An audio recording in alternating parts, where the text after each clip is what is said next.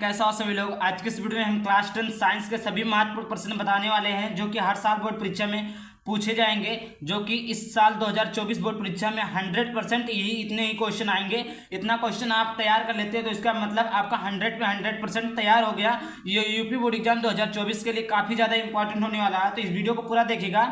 और अगर आप लोग इसका पीडीएफ चाहते हैं तो वीडियो में कमेंट करिएगा, इसका पीडीएफ में दे दूंगा। चाहे केमिस्ट्री हो, फिजिक्स हो, बायोलॉजी हो, चाहे केमिस्ट्री हो, फिजिक्स हो, बायोलॉजी हो, तीनों का हमने जितने भी इंपॉर्टेंट क्वेश्चन होते हैं सभी को इस वीडियो में लेकर आए हैं। इस वीडियो में अंत तक बने रहिएगा। तो सबसे पहले देखिए, हमारा केमिस्ट्री का पहला प्रश्न है, उष्माक्षेपी यौन उष्माशोषी अभिक्रिया का क्या अर्थ है? उदाहरण दीजिए। उष्माक्षेपी को हम दहन अभिक्रिया भी कहते हैं। देखिए, उष्माक्षेपी एवं उष्माशोषी का अभिक्रिया का जो आपका क्या लिखना है, परिभाषा लिखना और उसका दो उदाहरण लिखना है। इससे आपका क्या होता है कि 2 नंबर क्लियर हो जाएगा, जो कि 2020 परीक्षा 2020, 2022 और 2023 की बोर्ड परीक्षा में पूछा ही गया। आप उसका मॉडल पेपर भी उठाकर देख सकते हैं। उसके बाद में हमारा दूसरा क्वेश्चन है, रसायन अभिक्रिया किसे कहते हैं या कितने प्रकार की होती है? उदाहरण सहित बताइए, जो कि 2019 बोर्ड परीक्षा, 2020, 2022 बोर्ड परीक्षा में पूछा गया है। उसके बाद में अगला हमारा है, विरंजक चूर्ण का रासायनिक नेम गुण उपयोग लिखिए। ये 2020 और 2023 में भी पूछा गया था। ये इस साल 2023 में भी पूछा गया था और 2024 बोर्ड परीक्षा में भी पूछा जाएगा कि विरंजक चूर्ण यानी उसको बोलते हैं ब्लीचिंग पाउडर भी बोलते हैं, उसका रासायनिक नेम गुण क्या होता है, उपयोग क्या होता है, इन सभी चीज़ों को लिखना है। इस पर आपका 4 नंबर क्लियर हो जाएगा। कितना नंबर? 4 नंबर आपको मिलेगा। उसके बाद में अगला है प्रश्न नंबर 4, बेकिंग सोडा बनाने की विधि, गुणसूत्र और गुण अणुसूत्र लिखिए तथा उपयोग बताइए। ये आपका 2014, 2015, 2017, 2018, 2019, 20 और ये 2023 की बोर्ड परीक्षा में भी पूछा गया था। ठीक। उसके बाद में हमारा प्रश्न 5वां है कि विद्युत रासायनिक श्रेणी की परिभाषा लिखिए। क्या लिखना है? विद्युत रासायनिक श्रेणी की परिभाषा लिखना है। उसके बाद में हमारा अगला है और 2 अनुप्रयोग लिखना। उसके बाद अगला प्रश्न संख्या 6 है, मिश्र धातु किसे कहते हैं? कॉपर की 2 प्रमुख मिश्र धातुओं के नाम, संगठन व उपयोग लिखिए। मतलब संगठन मिश्र होता है किसमें, इसमें कितना परसेंट एल्युमिनियम, कितना परसेंट कॉपर, क्या चीज मिला है। मिश्र धातु यानी सभी धातुओं से मिलकर जो बनता है उसे क्या कहते हैं? मिश्र धातु कहते हैं। इस प्रकार अगर आप इसका सोल्यूशन भी चाहते हैं तो कमेंट बॉक्स में इसका आप लोग कमेंट करिए कि हमें इसका आंसर दीजिए। इसका आंसर भी मैं प्रोवाइड कर दूंगा। उसके बाद में देखिए, सजातीय श्रेणी क्या है, उदाहरण के साथ समझाइए। सजातीय श्रेणी बहुत ही आसान होता है, उदाहरण के साथ समझाना। 2013, 14, 15, 16, 17, 18, 19, 20, 22 और ये 2023 बोर्ड परीक्षा में भी पूछा गया था और 100% गारंटी है कि आपका 2024 बोर्ड परीक्षा में इस साल भी पूछा जाएगा। उसके बाद में अगला हमारा है प्रश्न संख्या 8, प्रतिस्थापन अभिक्रिया पर संक्षिप्त टिप्पणी लिखिए। ये आपका जो होता है प्रतिस्थापन अभिक्रिया, संयोजन अभिक्रिया, वियोजन अभिक्रिया, द्विविस्थापन अभिक्रिया, ये चारों अभिक्रिया आपके लिए बहुत ज्यादा इंपॉर्टेंट है।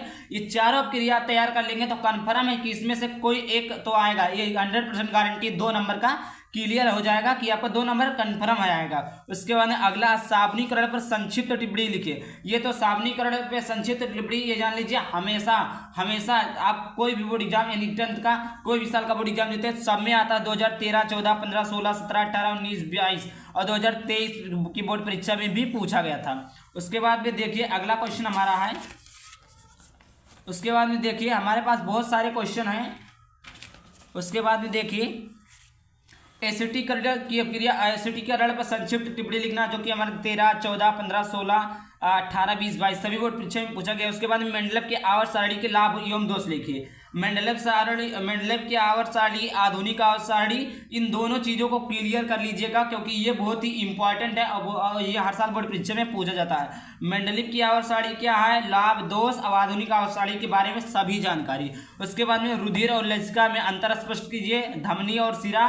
और उसके बाद में रुधिर और लसिका हो गया, धमनी और सिरा में अंतर। ये आप लोगों के लिए बहुत ज़्यादा इंपॉर्टेंट है कि जो कि 2013, 14, 15, 16 यानी आपको एक अंतर लिखना आएगा, चाहे बायोलॉजी, फिजिक्स, केमिस्ट्री तीनों में से मिला के एक अंतर लिखने के लिए आता है। उसके बाद में अगला, पाचन तंत्र से क्या तात्पर्य है? आमाशय तथा क्षुद्रांत में होने वाली पाचन क्रिया का वर्णन कीजिए।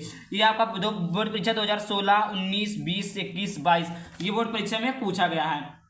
उसके बाद में देखिए अगला क्वेश्चन है, उत्सर्जन से क्या तात्पर्य है? मनुष्य के उत्सर्जीय अंगों के नाम लिखिए। मनुष्य के वृक्क की संरचना तथा कार्यविधि लिखिए। ये क्या क्या लिखना है? मनुष्य के वृक्क कितनी संरचना तथा कार्यविधि देख लीजिए। आपका फिगर कौन कौन सा इंपॉर्टेंट होता है, तो इसमें फिगर जो इंपॉर्टेंट होता है पाचन तंत्र का होता है, उत्सर्जन तंत्र का होता है, हृदय का होता है। ये सभी जो फिगर होते हैं बहुत ही ज़्यादा इंपॉर्टेंट है। उसके बाद में गर्भ निरोधक की विभिन्न विधियां कौन सी हैं, 2013, 2014, 2016, 17, 18, 19, 22 बोर्ड परीक्षा में पूछा गया। उसके बाद में अगला प्रजनन क्या है, नर तथा मादा जनन तंत्र का सचित्र वर्णन करो। आपका जो नर जनन तंत्र फिगर होता है, मादा जनन तंत्र फिगर होता है, ये भी आप लोगों के लिए काफी ज्यादा इंपॉर्टेंट है। उसके बाद है समजात श्रेणी, समजात तथा समरूप अंगों का उदाहरण सहित समझाइए।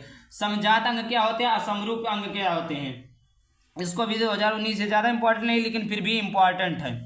उसके बाद में अगला है प्रश्न संख्या 18, मेंडल के आनुवंशिकता नियमों की विवेचना कीजिए। यानी उनके जो तीनों नियम थे, प्रभाविता का नियम, स्वतंत्र अवयव का नियम, जितने भी नियम थे, तीनों नियम थे, उन तीनों नियम को आप लोग याद कर लीजिएगा। तीनों नियम में से एक नंबर 4 नंबर का आता है। कोई भी एक प्रश्न आएगा जो कि 2013, 14, 15, 16, 17, 18, 19, 22 और 2023 की बोर्ड परीक्षा में भी पूछा गया था।